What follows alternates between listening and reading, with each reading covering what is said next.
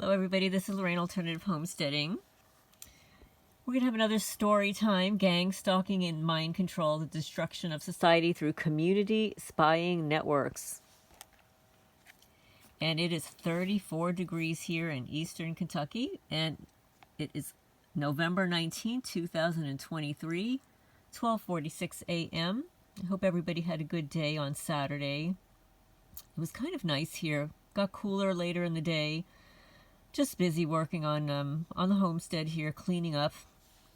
Had a worker here helping me clean out another building, and just attending to the chickens and everything, trying to clean my house. But let's get on with it.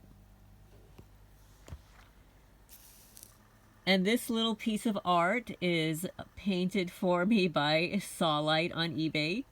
Watch listed for speaking the truth. So here we go, folks. Let's see. This chapter is called Mind-Controlled Multiples. And I'm going to read, I think, 2 or 3 chapters. We'll see how far we get. Mind-Controlled Multiples. It is very possible that artificially induced multiple personalities are also being taken advantage of for the benefit of the controlling parties of these gang-stalking groups. In this situation, the mind-controlled person will have had an alternate personality created in themselves that the original personality isn't aware of. The alternative personality is brought out through a pre-established trigger, which can be purposely set off in any number of ways. Those gang stalkers that are multiples will usually not even be aware that they are a multiple or that they take part in these activities, since when the alternate personality takes over, the original personality recedes into an unconscious state and is totally unaware of the other personality or what takes place when it is in control.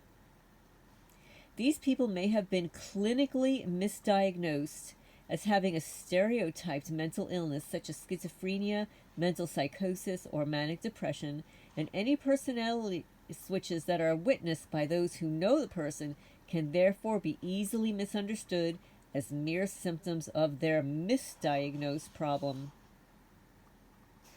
One possible clue as to whether a person might be a multiple is whether they ever went through an extremely traumatic experience in the past, particularly when they were a young child, or they have had very few memories at all of their early years.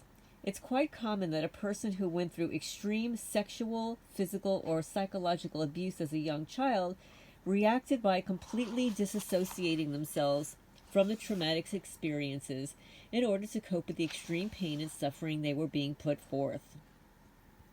When the trauma is severe enough, a new personality is created as a natural response to fill in for the original one and to absorb the effects of the negative experiences that they're going through so that the original personality is not affected.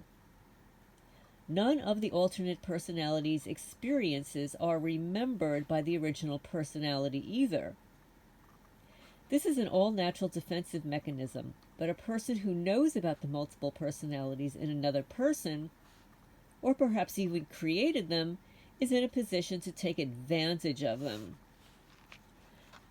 Here we go, folks. Certain satanic groups, their memberships having included for many generations many of the oldest, wealthiest, and powerful families in Europe and America, purposely instill multiple personalities in their children in order to hide their dark activities. The alternate personality becomes the Satanist, taking part in the rituals, ceremonies, incantations, and sacrifices, and loyally following the orders of their superiors. Their original personality, being unconscious to these events, doesn't remember their satanic activities, and that they will appear to be normal, law-abiding citizens in public, just like everybody else. Oh yeah, these are your gang stalkers, folks. They're all nuts. With the most people who have multiple personalities, the alternate personality may eventually recede when the abusive experiences are at least temporarily stopped, but under the right circumstances, it can be brought forward again. A person with hidden multiple personalities, an unlimited number of them can conceivably be created, and it can be taken advantage of without the person even knowing about it. And this is an ideal situation for ultra clandestine mind control. In order for a controller to access the alternate personality whenever they wish, a post-hypnotic trigger mechanism is induced at the time of the initial split. When the victim is traumatized and still in a disassociated state, they are highly suggestible, similar to a deeply hypnotized subject. At this point, the controller can set up a visual or auditory trigger, such as a key word or phrase that will be used to call forth the alternate personality at any time. Once this is accomplished, the alternate personality is accessible at any time by anyone who knows the trigger, and the personality can be molded at the whim of the person. And that's for all you people out there that are put to sleep by these criminals in a hypnotic state. That's what they're attempting to do. Okay, that's the end of that chapter. Now, the next chapter I'm going to read is, is on Computer Spying 101.